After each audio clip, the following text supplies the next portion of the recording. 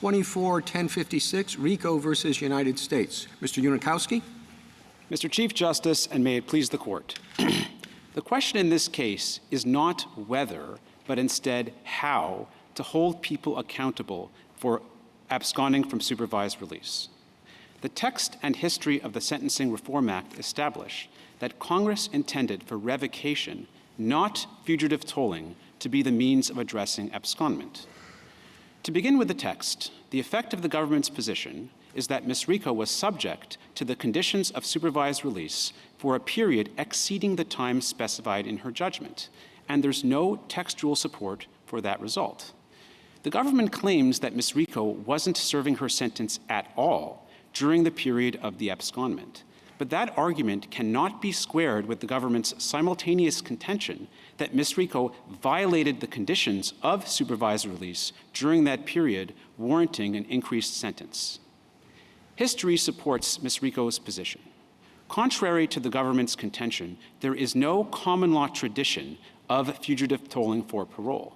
Instead, fugitive tolling for parole came to exist via a 1976 statute and a 1983 implementing regulation. But in the Sentencing Reform Act, Congress prospectively repealed that statute and enacted nothing in its stead for supervised release, while leaving it intact for legacy parole cases, and it remains intact today. As a result, Congress has created a two-track scheme: parole with fugitive tolling and supervised release without it. And we ask the Court to adhere to that dichotomy. I welcome the Court's questions. Well, Mr. Unikowski, the government seems to be arguing, making a simple point. How can it be considered supervised release when the absconder is not being supervised? Your Honor, I completely understand the intuitive force of the government's argument that the essence of supervised release is being supervised, and if a person absconds, they're just not serving the sentence at all, in the same way as a prison escapee isn't serving the sentence at all. But ultimately, although I understand the intuitive force of that argument at first blush, I don't think it carries the day, because the government's argument has a counterintuitive component of its own, which is that it requires believing that not only was Ms. Rico subject to the conditions of supervised release during the entire abscondment period, but she actually violated those very conditions during that period, warranting her increased sentence. So it just seems to me almost tautologically, if Ms. Rico violated the conditions of supervised release, she must have been serving the very sentence that imposed those conditions of supervised release. I do understand the intuition underlying the government's argument today that it just doesn't really make sense that a person should get credit when they've absconded. I get that. But I think that one point that really blunts the intuitive force of the government's position is that both parties agree that ultimately the absconder should be deprived of credit for the time spent absconding. The sole question between the parties today is very narrow. It's how that deprivation of credit should be effectuated. So the way we understand the Sentencing Reform Act, if a warrant issues based on the abscondment, as occurred in this case, then once the person is apprehended, even after the term expires, the person can be brought before the sentencing court, and then the judge revokes supervised release and strips the person of all credit for time served during the abscondment period. So essentially the judge, rather than stopping the clock keeps going, and then the clock is rewound back to the beginning. But is it really a credit system, Mr. Unikowski? I guess I was a little confused by the government's suggestion, even at the beginning of its brief, that what's happening in the supervised release world is that the court is depriving the individual of credit for supervised release. My understanding is that even when there's a revocation, the person is not being deemed as giving credit. In other words, when supervised release is revoked and the court sends the person back to prison and perhaps imposes another period of supervised release, they don't calculate how much supervised release they're going to give based on how much was already served. You know, you had a 3-year period, you absconded after 1, so now only 2 is available. Really, credit doesn't seem like the right framework to understand what's even happening in supervised release.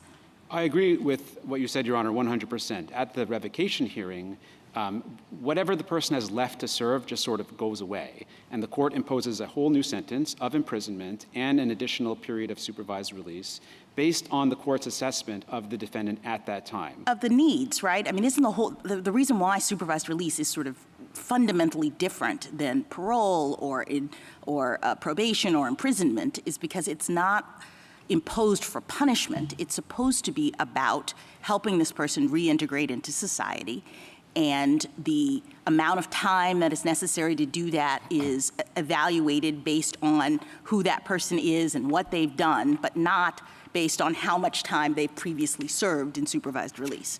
Yes, that's correct. So the government's suggestion in its brief that because she absconded for 37 months, she has 37 months left to go, doesn't actually capture what happened in this case, because those 37 months just went away.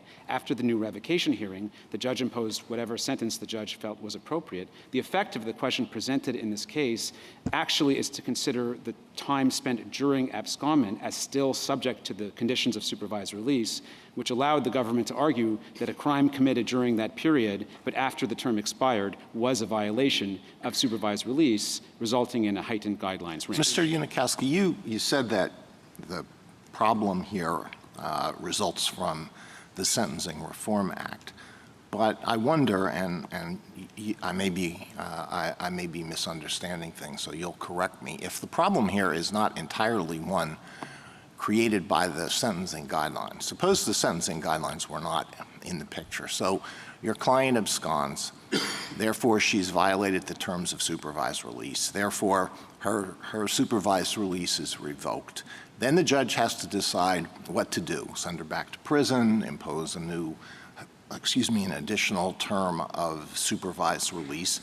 The statute sets out the factors that are relevant to that consideration. We went through those factors last term, and it doesn't seem to me that what she did after the expiration of the 37 months is any less relevant to those determinations than what she did before the expiration of the 37 months. So that becomes important. The 37-month point becomes important only because the guidelines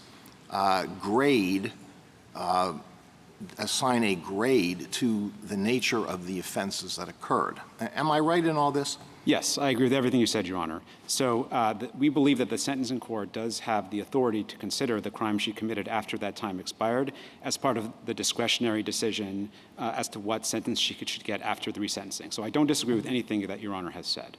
So the only thing that's really at stake here is whether the court will consider whether to depart upward from the range that results from the grade of the violations that occurred before the 37 months, or considers whether to depart downward from the grade that would apply if the post 37 months violations were occurred, right? And the court, all the court has to do is to give respectful consideration to those guidelines. That's really all that's involved here. Am I right? On the facts of this case, yes. There are other cases in which fugitive tolling matters for other reasons, but on the facts of this case, you have accurately characterized the dispute between the parties. I'm sorry. Go ahead and finish. You done? Yes. All right. The government worries that, okay, there is tolling if you get a warrant within the period that's still before the clock runs, before the 37 months is out. You effectively get tolling under I. But they worry that there are going to be some cases where, as a practical matter, they can't get a warrant in time and the period will expire. Do you have any thoughts or reactions to that? Yes, I understand that there is a concern that it may be that a violation occurs at the very end of the term and it goes undetected and the warrant doesn't issue in time. But I think fugitive tolling is both too broad and too narrow a solution to the problem that you've identified. So first of all, I think it's too narrow because that is a problem that can arise with any violation late in the term, committing a crime, possessing drugs, anything else. You mean escape detection, you're saying? Yes, any crime, anything. And in fact, in some ways, abscondment is the easiest type of violation to detect. identify. Yeah. Right, because, the absconder doesn't, or the supervisee doesn't answer his cell phone, and so the probation officer can get a warrant right away. So if we're concerned about the problem of late in term violations, it seems odd to focus only on the one type of violation that's easiest to detect. I also think fugitive tolling is too broad because it applies to supervisees who abscond any time in the term, and it causes the conditions to essentially last forever after the term until the person is apprehended. There's also an amicus brief by NACDL, which walks through empirically that abscondments tend to occur early in the term, so I'm not sure the concern the government identifies has a lot of real-world force. What about the situation where the person who's on supervised release is imprisoned for a state offense? So the supervised release term is told during that period, and then when the person is released, the state authorities may not notify the federal court that the person has been released, so no warrant would issue. Right, so that is the facts of the Swick case, which is currently pending on certiorari to this court. As far as I know, that's the only time that's come up since 1984. I've looked around, haven't found any other cases with that fact pattern, so it's an unusual case. I think ultimately it's a good idea for federal probation officers to maintain contact with state authorities as to when the person is released from state prison, but I don't think that one singular, rather unusual fact pattern is a basis to establish fugitive tolling across the board for all supervisees. I'd like to make a point, if I may, about another reason that I think. I'm sorry. In the end, it really doesn't matter. If they commit a new crime, they're subject to arrest and prosecution for that new crime, correct? Yes. In this very case, Ms. Rico was convicted of a drug offense in state court and was sentenced to prison time. So she was held accountable for that action. And as Justice Alito stated, that can also be considered as part of the discretionary revocation sentencing. It's only a very narrow question of whether that offense increases her guidelines range. Mr. Unikowski, it seems that part of the dispute here between you and the government has to do with what it means to be on a term of supervised release, where you say it means being subject to a certain set of conditions. And the government says, well, it means that, but it also means something else. It means that you're being supervised, that you're being monitored in some way, which does not happen when the person has absconded. So what do you think of that the idea of supervised release contemplates a level of supervision above and beyond the particular conditions of the term? I respectfully disagree with the government's argument on that score because I think it improperly decouples the burdens imposed by the sentence with how to determine whether the person is serving the sentence. Ordinarily, those two are flip sides of the same coin. Like the government talks about the prison case, so the burden imposed by the sentence is you have to be in prison, and you determine if the person's satisfying the sentence by checking if the person has been in prison. But in this case, the burdens imposed by the sentence are the conditions in the judgment. But the government contends that when determined if one satisfies the sentence based on this concept of supervision, which doesn't correspond to any particular supervised release condition. And because of that decoupling, you have the unusual fact pattern in this case where the government contends that Ms. Rico violated the conditions of supervised release while not serving that sentence. I think the court should follow the ordinary practice of saying that one determines if one is serving the sentence by looking at the binding effect of the sentence. I would like to also talk about some additional statutory clues that I think militate in Ms. Rico's favor. First, I think it's a relevant fact that there's no statutory definition of abscondment. And I think it's, and in fact, that's a difficult concept to define at the margins. There's two amicus briefs, the NACDL amicus brief and the NAFD amicus brief, that talk in some detail about the difficulties courts have had in deciding questions like when a violation of supervised release rises to the level of an abscondment, and also when the clock on the abscondment period starts.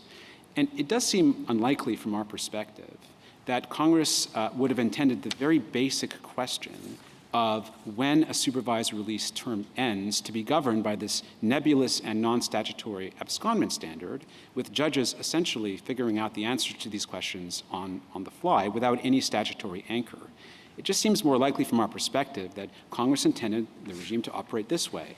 The clock keeps going unless it's told under the explicit language of Section 3624 or until there's a revocation hearing. At that point, the judge can recognize that it's necessary to turn the clock back to the beginning to ensure the person actually serves the full term of supervised release in contact with the probation officer that the court contemplated. I'd like to say a few words about history as well. I think the historical evidence is quite strongly in our favor.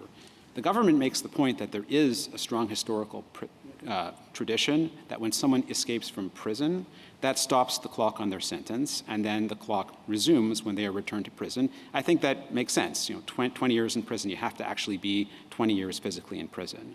But I think that the historical evidence really runs the other way in terms of fugitive tolling. The federal parole statute was first enacted in 1910, and then parole was abolished prospectively in 1984. And neither we nor the government can come up with any cases ever in which the government's fugitive tolling rule was applied. In the manner the government proposes today, in which the conditions of supervised release, of parole extended after the scheduled expiration of the term.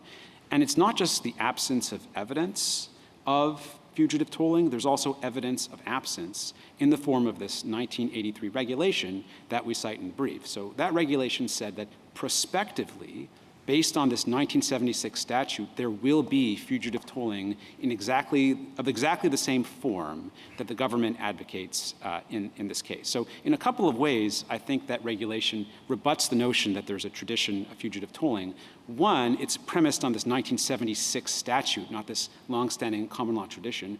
Two, it's prospective only, implying that the rule didn't previously exist. And third, it's not clear why the Parole Commission would have enacted such a rule if the tradition already existed in advance. So I think that provides pretty strong evidence that this just wasn't a thing that parole boards were doing until 1983. And then in the Sentencing Reform Act in 1984, Congress repeals the statute on which this provision was based, 4210C. It enacts no replacement provision, and meanwhile, Section 4210C is immediately adjacent to this other statute, 4210B, which enacts a version of prisoner tolling, and Congress does reenact that in the Sentencing Reform Act. Well, before the abolition of parole with the Sentencing Reform Act, there were no sentencing guidelines. So it's not clear to me why it would be relevant, why a court would be concerned about whether the parolee committed offenses during the period when the parolee was supposed to be on parole after the expiration of the parole term or not. The parolee violates the terms of parole.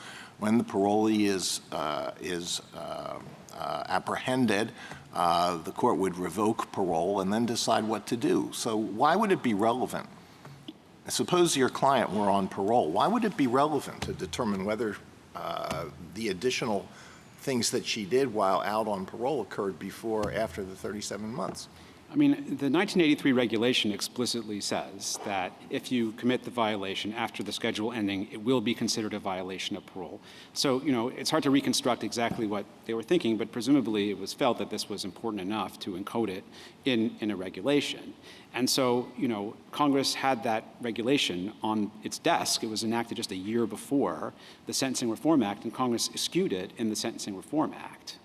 So I just think that that's at least some amount of historical consideration is warranted here, especially since I think what this case boils down to are these competing intuitions. The government has this intuition on its side of the house that it doesn't make sense to say that a person who isn't supervised is serving a sentence of supervised release. And then we have the intuition on our side of the house that it doesn't make sense to say that someone could have violated the conditions of supervised release when they're not on supervised release. And ultimately, it's the court's job in this case to cut through that Gordian knot. And I think rather than kind of wrestling with these competing intuitions, I think it's wise to look at the historical tradition here where we see that this just wasn't happening for the entire history of the parole statute. And so the proposition the government claims in its brief is very obvious, didn't occur to the Parole Commission at the time. And so I think the court should carry that tradition forward. So how do you respond to the other point that the government makes, the thrust of it being that the court has ordered this person to serve a,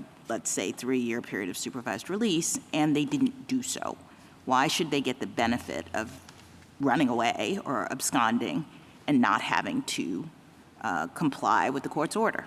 Well, in some way, they just shouldn't, because at the revocation hearing, the judge is empowered to rewind the clock and require the person to start all over again. So we think there's an alignment between how abscondment is handled and other types of You violations. mean that you envision Congress saying for the absconder, the revocation remedy is what we are imposing here? That's exactly right, and that's how it works with other types of violations. Like, it's true that part of the essence of supervised release is supervision, but part of the essence of supervised release is also complying with the law.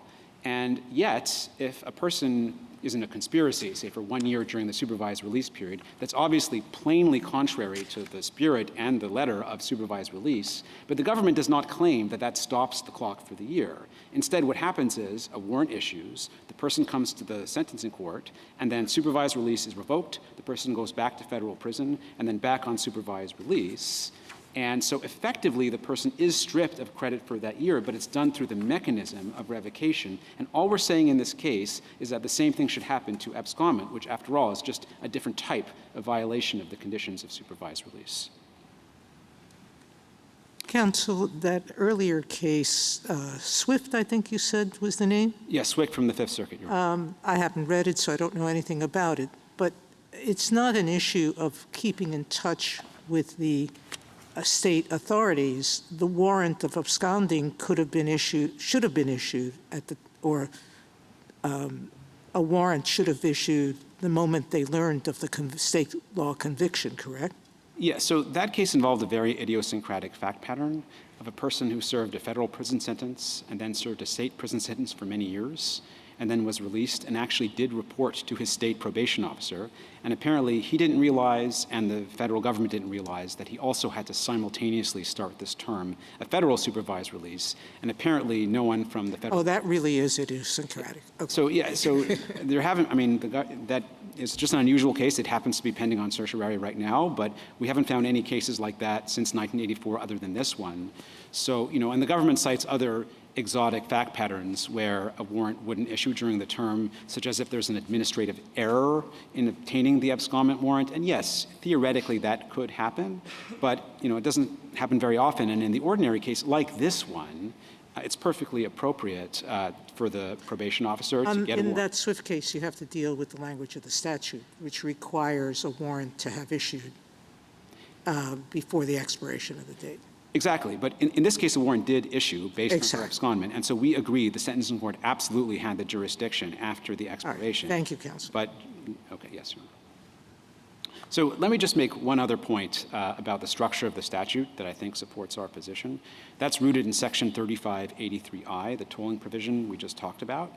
So that's not only about abscondment, but abscondment is one common scenario in which that statute would arise, because the statute says that if a warrant issues during the term, then the sentencing court retains jurisdiction after the expiration of the term to revoke supervised release. So ordinarily, you wouldn't have the situation where the warrant issues during the term, but the hearing happens after the term because the probation officer knows where the supervisee lives. So, the warrant can be executed very swiftly. But one situation in which it couldn't be executed swiftly is when the person has absconded. So the warrant issues during the term, but they can't find the person until after the term expires. And yet, even in that context, the way that Section 3583I is set up is it assumes that the term is going to end, and then after the expiration of the term, there will be this revocation hearing that rewinds the clock to the beginning. And I do think that's inconsistent with how the government is looking at things, which is that the term never ends once the abscondment occurs. And so, that's just an additional piece of structural support in the statute that I do think militates in favor of our position. If there's no further questions, I'm... Justice Thomas, anything further? Justice Sotomayor? Justice Kavanaugh? Jackson? We're done? Okay. Thank you, counsel. Thank you. Mr. Handel? Mr. Chief Justice, and may it please the court. A supervisee is not discharging her term of supervised release while she is absconding from supervision. That common sense intuition is consistent with the modern statutory text, with this court's precedents interpreting it, and with the uniform decisional law preceding it. The supervised release statutes require that a supervisee shall be supervised by a probation officer following her release from confinement, and they detail how that active and ongoing supervision must proceed. This court has accordingly recognized that supervised release is a system of both post-confinement monitoring and post-confinement assistance, neither of which is possible when the supervisee's whereabouts are unknown because she has absconded. A fugitive who deliberately and successfully evades supervision, depriving the court of any information as to her conduct, condition, and compliance, is not being supervised in any sense that lawyers, legislators, or laymen would understand that word. Petitioner's theory that she was discharging the supervision component of her judgment despite being entirely unsupervised because her abscondment did not automatically terminate her release conditions misunderstands the nature of supervised release. To discharge her term of supervised release, a supervisee must be both under the supervision of a probation officer and subject to release conditions. But her defiance as to the former does not relieve her obligations as to the latter. Just as nothing in the supervised release statutes authorizes a supervisee to earn credit for time spent as an unsupervised fugitive, nothing permits her, by means of abscondment, to take a vacation from her court-ordered conditions whenever they prove inconvenient. Those two intuitive principles resolve this case. I welcome the court's questions. You suggest that without the tolling, she would receive an unwarranted benefit. What exactly is that benefit? Yes, so I think there are a couple of possible benefits that a supervisee would receive from a period of fugitivity if you did not apply the fugitive tolling doctrine. So it does not apply to this case, but the most obvious and most serious benefit that a fugitive could receive would be the ability to just run out the term of supervised release while she is absconding. So in this case, what is the benefit? So in this case, the benefit is essentially that she avoided the post-confinement monitoring and surveillance. So if you have revocation as a sanction for that, what is this case about? Right, so this case, as I believe Justice Alito pointed out, this case really boils down to just a disagreement about the sentencing guidelines. And candidly, especially given petitioner's concession that the court at the revocation hearing can consider the full range of conduct post-dating the abscondment, we don't think that in the real world this is going to shake out to that much of a difference when it comes to the actual revocation sanction. And I think we said as, oh, I'm sorry. In the real world, yes, there is no benefit unless she runs out the clock before the government gets a warrant, I think. Is that right? I think that is the situation that we are mostly concerned about. Okay. Yes. And if that's the situation you're concerned about, it seems to me that it's a very unlikely scenario to arise, except for, as Mr. Unikowski says, if the violation occurs at the very end of the supervised release period, it might escape detection. And similarly, though, that's true with anything a supervised release individual might do, any crime he or she might commit might escape detection at the end of that period.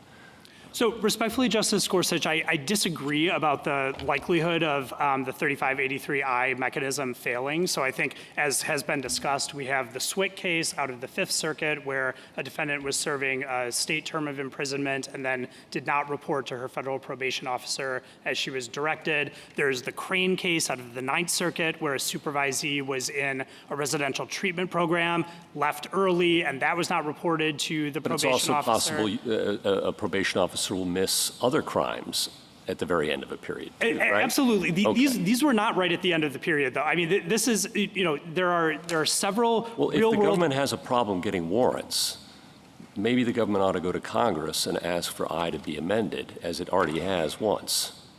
Thoughts? Well, Your Honor, I know that the government occasionally comes in here and pleads like resource constraints and administrability That's concerns. what this one sounds like to me. Well, let me just say, with all respect, this process is completely between the probation office and the supervisee. The government does not get involved until the adjudication stage. Hold on. The probation officer isn't a government employee? The probation officer is a member of the Judicial branch. I understand that, but you're pleading constraints for the government in whatever form it may be. And Sure. I appreciate those constraints. But the government's always been able to go to Congress, and in fact did, to amend I once already. Congress has proven pretty solicitous in this area. And the alternative is for us to create a fugitive tolling doctrine pretty whole cloth. And there appear to be at least two circuit splits. One about what is required to abscond. Is it just not showing up, or is it actually being completely unavailable for supervision? Another circuit split over what it means to be an absconder. Does it start when the status arises? Does it start later? And so we're going to have to come up with a whole common law doctrine here to supplement what I already says. Thoughts about that? Well, Justice Gorsuch, I disagree on the circuit case law on what constitutes abscondment. I think that the courts of appeals that have adopted our... I thought the Ninth Circuit said it's merely failing to appear, and the Fourth Circuit says you have to act in a way that precludes the government from supervising. So I think 20 years ago, the Ninth Circuit had one case that said that it could be any failure to appear or like anything that violated a release condition. Since then, they have clarified in Ignacio Juarez that it is actually a pattern of conduct that prevents supervision, that precludes supervision. And I think that is fully consistent with what the Fifth Circuit said in Swick and the Fourth Circuit said in Thompson. That's one court's view. I think the point that Justice Gorsuch is making is that we would have to decide, as a matter of common law, which of those approaches is right. Well, Justice Sotomayor, the only point that I'm making is that I believe there is actually a consensus on what constitutes abscondment in the courts of appeals that have adopted our view of how this statutory scheme works. Statutorily, supervised release can't go on for more than 5 years. Under your theory of this case, you're saying supervised release in part continues during the time of abscondment because they're subject to the terms of that they violated, and yet it doesn't run out. Isn't that us by common law extending a period of punishment? No, Your Honor. Our view Tell me how not. Well, Meaning, if during the 5 years you violate those terms, you're still under supervised release terms. If you violate them, you're claiming that violation subjects you to a new warrant. How are we not extending the period? So, Justice Sotomayor, a term of supervised release requires that the supervisee is both subject to It actually does. conditions In fact, it doesn't. The way the statute is written, it's up to the sentencing judge on whether actual supervision by the probation department is necessary. I grant you that I think in virtually all cases, most judges require it, but it's not legally required. Well, Your Honor, I think if we read supervision out of supervised release, that essentially renders 18 U.S.C. 3601 and 3603 a nullity. But then what happens to the defendant who is reporting every week, doing what he or she is supposed to do in terms of reporting to the agent, but is out there running a criminal enterprise every single day? That person, in my judgment, is not being adequately supervised. That person is violating the essence of the supervision, and yet you would claim he hasn't absconded.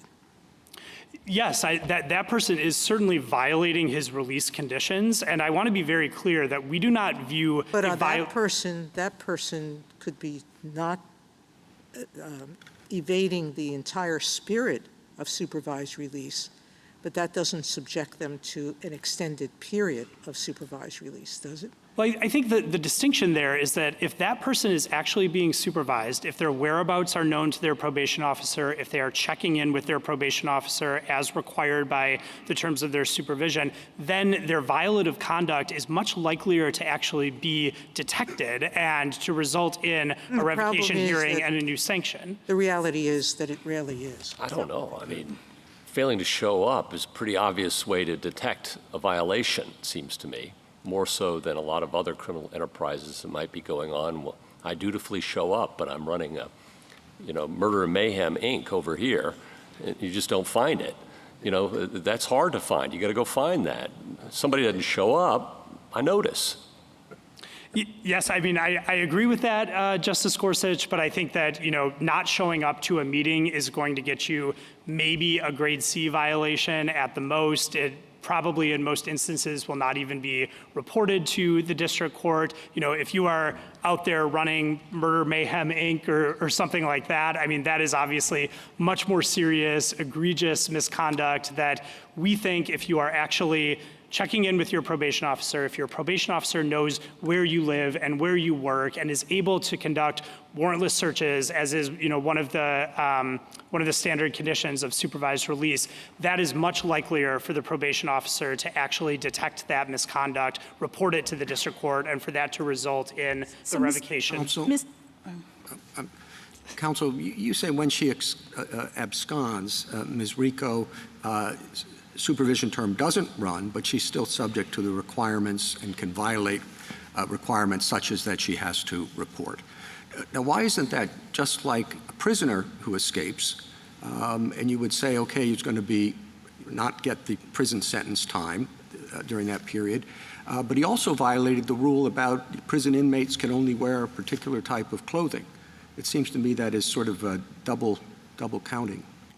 Well, I don't think so, Mr. Chief Justice. I mean, I would point out that when prisoners escape, whether it's from, you know, a physical BOP institution or from one of these other forms of confinement that BOP has developed, like home confinement, furlough, halfway house, something like that, they can be, obviously, at the moment of their escape, the clock stops on service of their term, and they will have to fulfill the undischarged portion of the term when they are recaptured. But they can also face institutional consequences for the behavior that they engage in when they are on escape status. But I think not that. on the Can I ask you?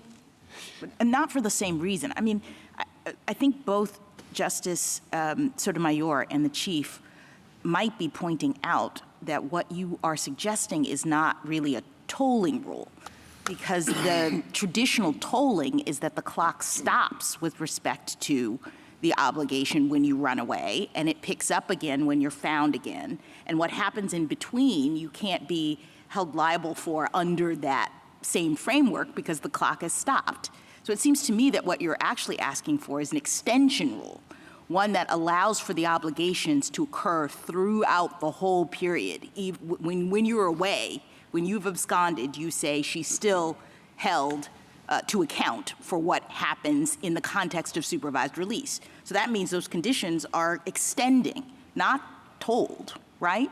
So respectfully, Justice Jackson, I disagree with that characterization of it as an extension rule. I think that tolling in every circumstance is about stopping the clock, but tolling has never guaranteed But you're not an immediate. asking for stopping the clock. That's my point. You're saying the clock is still going because that's what allows you to hold her accountable for the things that happen during the period when she's away. We're saying that the clock stops on service of the term, on discharging the term of supervised release. But tolling has never meant an immediate cessation of any attendant disabilities or restrictions that run with the sentence, right? I mean, this is true. One big difference is that, you know, your fugitive prisoner from BOP on the lam, he might commit a crime, and if he commits a crime, he's going to get a jury and a trial.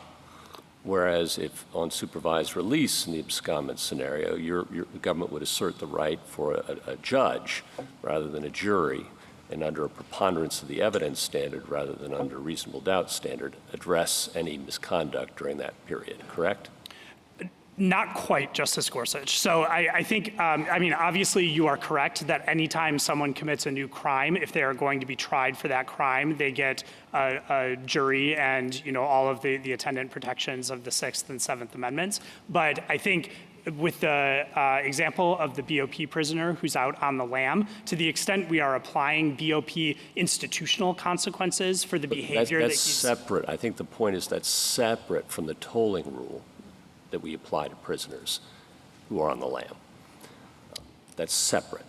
Well, I think we view it as, you know, there is the tolling. It's inherent in this supervised release power that you say continues but doesn't continue. I think it's the same thing. I think we are tolling the service of the term, but there still may be additional consequences that attach for the behavior that occurs during that abscondment period. And I'm sorry, Justice Alito. Well, I was just going to ask whether you think that that the petitioner's argument is inconsistent with, or at least in tension with, our decision last term in Asteris, which discussed the factors that are relevant in deciding whether to revoke supervised release and what to do if supervised release is revoked. Now, I recognize the factors are discretionary, but still the petitioner's argument is that what occurred after the 37 months is off the table. And I don't understand where it is of lesser significance. It can be taken into account only through the mechanism of a departure. But I don't see what happened after 37 months is any less relevant than what happened before 37 months. I agree, Justice Alito, and I think that what this court said in Asteris is that courts at a supervised release revocation hearing can and should take into account all of the forward-looking interests that criminal sentences serve, which includes deterrence, incapacitation, things like that. I think that giving supervised release the effect that Congress wanted, meaning that it is actually supervision, that it is the kind of post-confinement monitoring and post-confinement assistance that this court recognized in Cornell Johnson and Roy Lee Johnson, serves those interests that the court recognized in Asteris. And I don't quite understand. I mean, I think there is certainly some tension in the idea that a person who violates their supervised release by absconding is going to be subject to a sanction derived from the full breadth of their conduct post-abscondment, but that the guidelines are limited to just a subset. Well, what that suggests to me is that this is really, that tolling is a misnomer. If this were purely tolling, by analogy to the fugitive tolling rule, petitioner would not have been on supervised release at all during the whole period when she was absconding, but that she wouldn't be satisfying her term. She also wouldn't be subject to the terms of supervised release. But you don't want that rule. So this doesn't seem to me to be really about tolling at all. Neither party really wants a pure tolling rule. It's about what is relevant, what should inform the decision about what should be done when there is a revocation.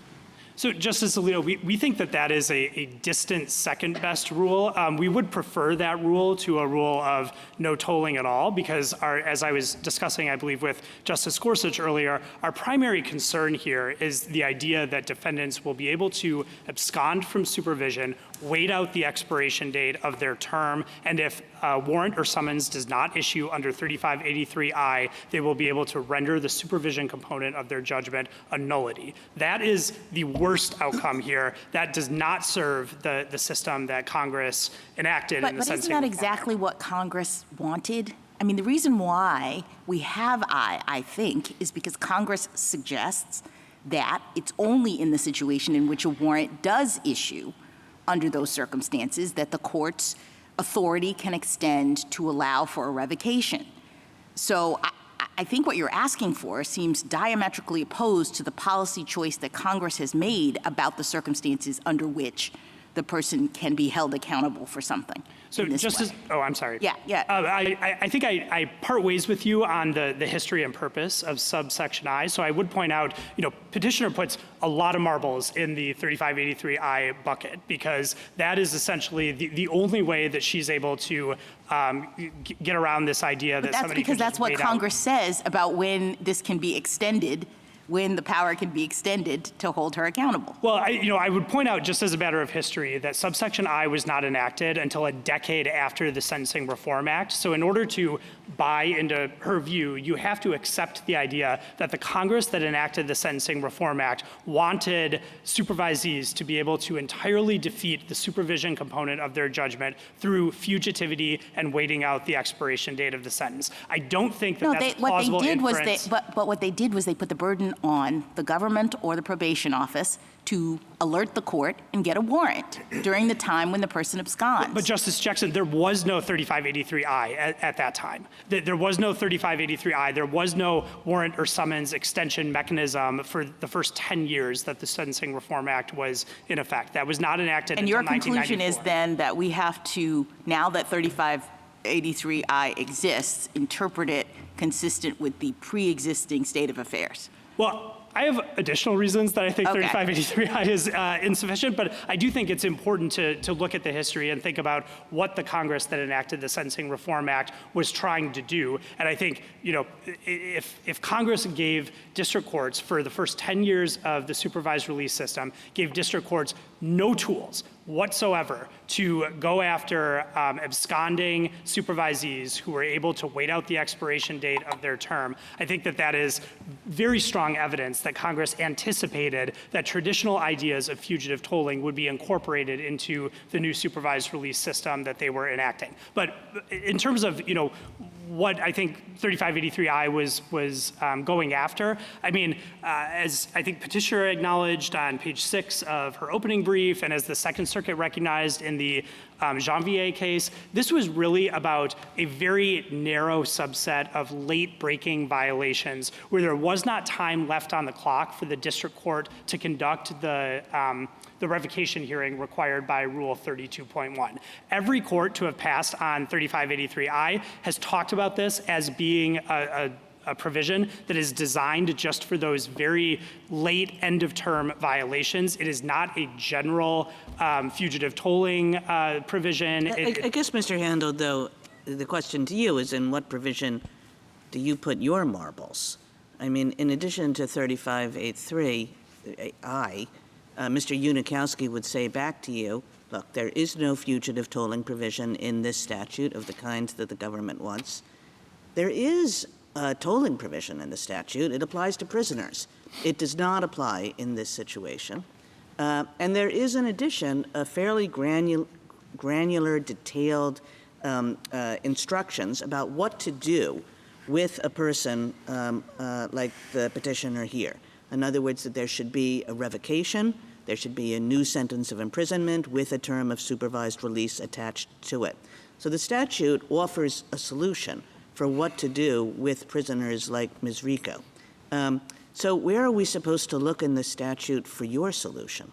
Right, so I think there are a couple of analytical questions baked into this case. And the first one is just, are you serving a term of supervised release when you're unsupervised? And if you agree with us on that, that is just about, the basic fundamental essence of supervised release, looking at the full range of statutes that Congress enacted here, 3601, 3603, 3624E, and saying, yes, Congress anticipated that when someone is sentenced to a term of supervised release, they will actually be supervised by a probation officer. If you agree with us that you have to actually be supervised to be discharging a term of supervised release, then you've already disagreed with petitioner's position. And then we just get to the secondary question of, okay, what do we do with these release conditions after abscondment? And I'm happy to talk about that and why I think that abscondment should not. If I take your argument right, that suggests that the only statutory provision you're pointing to is the one that identifies the person who actually does the supervision.